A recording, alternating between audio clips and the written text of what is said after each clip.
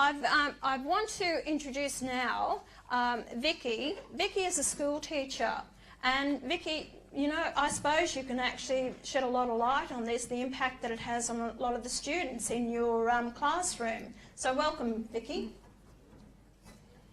Yeah, thanks, Pauline.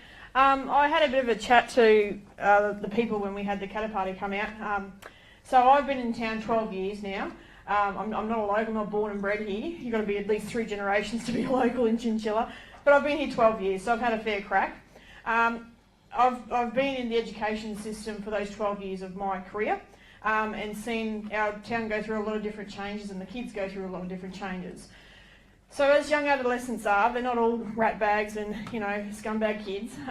There's a lot of beautiful children out there that have got wonderful hearts. The thing about young people, when they're going through the puberty sort of years and everything, it's really hard for them to fit in with where they are in society, who they are as a young person. And we tend to see in the classroom, whatever the environment is at home, the kids bring it with them to the school. So over the years I've seen the town go through drought, and we've had kids come to town, get water from our school and then take it home for them on the bus. We've had kids shower at our school because we've had no water. And we've seen the stress that's put on these young people because mum and dad at home haven't got a crop because there's been no rain.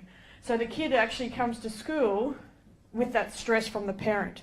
They're like little sponges, young people. So whatever they're experiencing at home, it's actually infecting them in a classroom. Like, how can you expect a kid to learn 2 + 2 when they're thinking, does mum and dad have enough money to feed us tonight?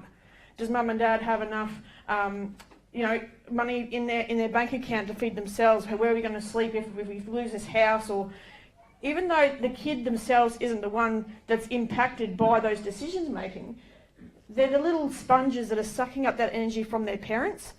So we've seen drought hit this town. Now we've seen the next influx that's come through in my time of being here is this CSG. So I've done a bit of work last year as a youth support coordinator in the district. So I worked in Miles as well as here. And I got to meet some young people with a few issues that are going on at home. And some of these young people had issues with the CSG in their family. So the kids weren't sitting in on the conversations with the origin of the QGCs and that with the parents, but the kids then saw the stress that the parents then had.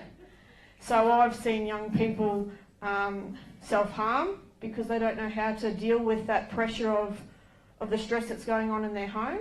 So to the point of wanting to cut themselves, which is like a self-mutilation for these young people, just because they don't know where they fit into the world. Let alone I've now got this added stress because my mum and dad or my guardians or whoever's looking after me has got this mounted pressure on it at home as well. I've seen a 5-year-old screaming at his mother to stop talking about gas. A 5-year-old. I've seen a young girl, about 12, want to self-harm because she doesn't know how to help mum and dad. She's at wit's end of, how do I help my parents when I'm only a kid? Let alone my own issues that's going on with school and everything. So yeah, I've seen different changes in these kids throughout the years, and our next big problem that our young people are facing is this CSG, and how they cope with the stress that's in the home.